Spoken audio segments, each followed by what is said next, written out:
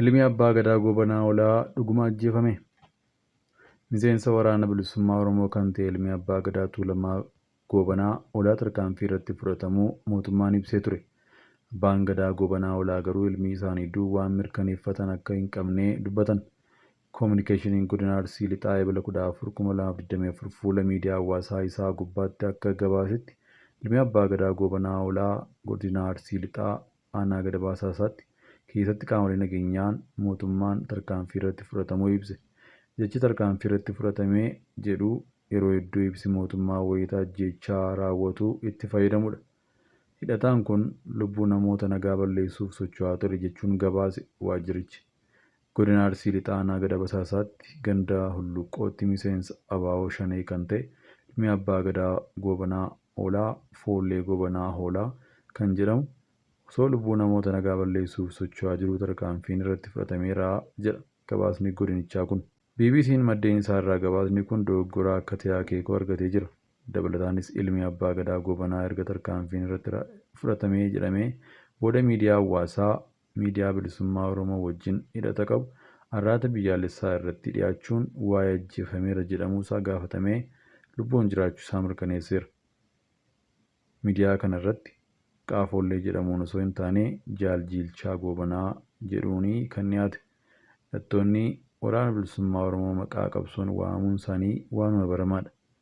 Miidiyaan arraata biyyaalessaa Oromiyaa turtii ilma abbaa gadaa Gobanaa wajjin taasise gaafa Ebila 19 2024 tamsaase. Koominikeeshiniin godina Arsii Lixaa immoo ilma abbaa gadaa irratti tarkaanfiin fudhatameera jedhee fuula miidiyaa hawaasaa isaa gubbaatti kan maxxanse gaafa Ebila 14 2024 ti. Arraati biyyaalessaa Oromiyaa waraabbii ilma abbaa gadaa kana yoom akka taasise BBC'n waan mirkaneeffate hin qabu. Garuu tamsaasa gaafa Ebila 19 irratti waa'ee tarkaanfii irratti fudhatameera jedhe koominikeeshiniin godina Arsii Lixaa gaafa Ebila 14 gabaase gaafatamee dharra jechuun deebisee jira. Abbaa gadaa Gobanaan gama isaaniin ilma Foollee jedhamu akka qabanii fi dhugumaa miseensa waraana bilisummaa Oromoo akka ta'e BBC'f mirkaneessuun waa'ee du'a isaatii akka hin mirkaneeffanne himan. Umuriin isaa gara 34tti deemaa jira amma.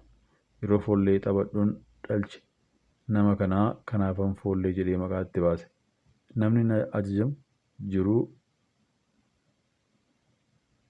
Namni na ajajamu jiruu naa hojjetu kanan itti buudhu isa ture. Umurii ijoollummaatti manaa ba'e. Ilma kiyyaan erga addaan baanee waggaa 6. Erga waggaa 6tii dheengaddan suuruma isaatu argee ani miidiyaa hawaasaa irratti eessa akka jirus hin beeku. Waraana bilisummaa Oromoo keessa jiraachuu isaa nan beeka garuu walitti dhufeenya hin qabnu. Qaamuma ajjeesne jedhee gabaase sanaa osoo gaafatte jechuun du'a ilma isaanii akkuma nama miidiyaa hawaasaa irraa arguu malee akka hin mirkaneeffanne himan. Miseensi abaaboo shanee kun kanaan dura godina Shawaa Bahaa aanaa Dugdaa fi magaalaa Maqiitti gocha wal fakkaataa raawwachaa kan turee fi aanaalee Maqii, Liiban, Booraa, Aqaaqii fi Sooddoo keessa socho'uun lubbuu qaalii ilmaan namaa galaafachaa kan ture jedhee gabaasni koominikeeshinii Arsii Lixaa. Abbaan gadaa Gobanaa Oolaa garuu waa'ee ajjeefamuu ilma isaanii jedhame kanas ta'ee waan mootummaan ittiin himatu irratti odeeffannoo homaatu akka hin qabnee fi waggaa 6 dura erga manaa ba'ee walquunnamtiin akka hin beekne himan. Ani abbaa gadaatii hin sobu. Ani quba hin qabu. Lubbuun jira jechuuf wal quba hin qabnu.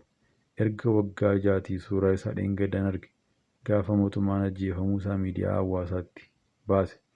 Erga waggaa 6tii walquunnamtii hin qabnu. Waliin bilbilu.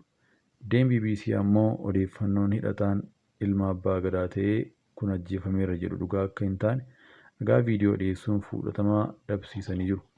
Yeroo viidiyoon kun itti waraabame garuu BBC'n addatti qulqulleeffachuu hin dandeenye. Ajjeefamuu isaas qaama sadaffaa irraa mirkaneeffachuu hin dandeenye. Amma dura waajjiraaleen mootummaa sadarkaa adda addaa irra jiran gabaasa booda sobaa ta'uun isaa mirkanaa'een hoogganaan WBO Kumsaa Dirribaa yookaan Jaalmarroo ajjeefameera jedhu baasaa turan. Erga waggaa 6tii achi keessa jira. Waraana bilisummaa Oromoo keessa kan jedhu oduun dhagaha malee homaa waan tokko wanti quba qabu hin jiru jedhu abbaan gadaa Gobanaa Oolaa.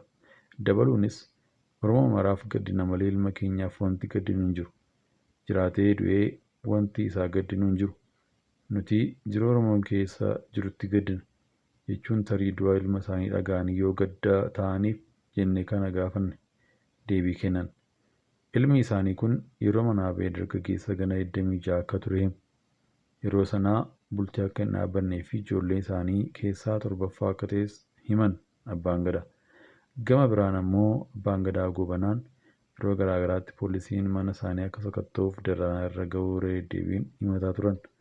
Ji'a bitootessaa keessa manni jireenyaa isaanii ajaja mana murtii malee sakatta'amuu himatanii turan. Kutaan ciisuu mana waraanaatiin weeraranii yaalii ajjeechaa irratti gaggeessan. Akka carraa ta'e immoo ani galgalan achi ture malee achi hin bullee jedhan. Waan argatuu malan dhabanii meeshaa abbaan kiyya natti dabarse tokko fudhatanii maatiin kiyya naasuun baqatee jedhanii turan. Hoogganaan qajeelcha poolisii magaalaa Maqii Koomaandar Mahammad Sufaa miidhaan uummata abbaa gadaas ta'ee maatii isaanii irra gahee akka hin jirre himuun warri mana sakatta'aa turan mana isaa ta'uu hin beekne erga achii bahamee mana isaa ta'uun baramee jedhan. Koomaandar Mahammad ilmi abbaa gadaa naannoo sanitti hoogganaa shanee ta'uun dhiiga dhangalaasaa oola jechuun BBC'tti himanii ture. Jalqaba torban kanaa irraa eegalee kutaa Oromiyaa garaagaraatti qaamoleen nageenyaa mootummaa fi hidhattoonni waraana bilisummaa Oromoo walitti dhukaasaa akka turan jiraattonnii fi dhaabbileen siyaasaa ni himu. Godinaalee Wallagga Bahaa, Shawaa Kibba Lixaa, Shawaa Bahaa keessatti bakka adda addaatti walitti bu'iinsa akka ture jiraattonni himanii jiru. Mootummaan gama isaaniitiin godinaalee Oromiyaa garaagaraa keessatti tarkaanfii fudhataa jiruun hidhattoonni waraana bilisummaa Oromoo iddoo harka kennachuun galaa jiru jechuun irra deddeebiin ibsaa jira. Poolisiin Federaalaa miseensa guyyaa ayyaana amantaa Kiristaanaa warra Ortodoksii kabajamaa ture tokko irratti waltajjiitti ol ba'ee kilaashii boba'aa jalaa baafatee samiitti ol qabuun wal irratti dhukaase tokko gocha naamusa poolisiin alatee raawwateera jechuun to'annoo jala oolchuu hime. Miseensi poolisii Federaalaa itti aanaa Saajin Taammanaa Dubbaalee jedhamu kun gocha naamusa poolisii cabse kana kan raawwate naannoo kibba Itoophiyaa godina Gofaa Aanaa Geezee Goofaatti lakkoofsa Itoophiyaa Majjii 516 mana amantaa Ortodoksii Keechoo Waazee Qulqulluu Baalawaldiitti ture. Dhimma kana ilaalchisuun poolisiin Federaalaa ibsa miidiyaaleef ergeen miseensa kanaa yeroo suma to'annoo jala oolchuun seeraaf dambii dhaabbatichaan qorannoo irratti gaggeessaa akka jiru ibsee jira. Yuunivarsiitii Poolisii Federaalaatti miseensa kan ta'e Taanaa Saajin Taammanaa yeroo gocha seeraan alaa raawwate kana miseensa haarawaa akka filatuuf gara sanitti ergamuu ibsi kun ni mul'isa. Taanaa Saajin Taammanaa uffata dambii Poolisii Federaalaa uffata irratti naxalaa haguuggatee waltajjii amantoonni hedduun irratti hirmaachaa jiran irratti ba'uun faarfachiisaa osoo jiruu gidduutti balee ofirraa fuudhee kilaashii boba'aa jalaa baafatee samiitti ol kaasuu viidiyoon miidiyaalee hawaasaa irratti naannoo tokko mul'isee jira. Akka ibsa kanarraa hubatamutti taateen kun ji'oota dura kan raawwatame ta'us poolisiin maaliif hamma kanaa ture akka ibsa baasee ifa miti. Viidiyoon gocha miseensaa poolisii kanaa mul'isu garuu bal'inaan kan qoodame tibba kana. Poolisiinis Federaalaas gochi kun dambii ittiin bulmaata dhaabbatichaan ala ta'uu mirkaneeffatee jira. Poolisiin Federaalaa amantii hundaaf kabaja walqixxaa akka qabu himuun loogii amantii sabummaa fi siyaasaa kamirraayyuu bilisa ta'e kan dhaabbataa uummataati jedhee jira. Poolisiin qaama hundaa qixaan kan tajaajiluuf amantii isaas dhuunfaan hordofuu kan danda'u ta'ee osoo jiru miseensi kun meeshaa mootummaan nageenya uummataa akka ittiin eeguuf hidhachiisee bakka hawaasni hedduun argamutti naamusa poolisii karaa cabseen dhukaasuun isaa seeraan kan gaafachiisu waan ta'eef seeratti kan dhiyeessuun poolisii Federaalaa ibsa isaan mirkaneessee jira. Viidiyoo miidiyaa hawaasaa irratti qoodame akka agarsiisutti miseensi poolisii Federaalaa kun akkuma uummata duratti bahee dhukaaseen waltajjii irraa bu'ee uummata gidduu seene.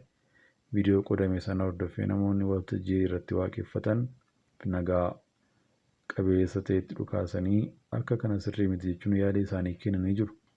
Waggaa 3 dura namoonni yuunifoormii raayyaa ittisa biyyaa uffatan wayita waltajjii amantaa kan iyyuu cufaa irratti hirmaatan suuraan agarsiisu miidiyaa hawaasaa irratti bal'inaan qoodame tokko mormii kaasuun isaanii yaadatama. Raayyaan ittisaa fuula miidiyaa hawaasummaa irratti akkas jedhee barreesse.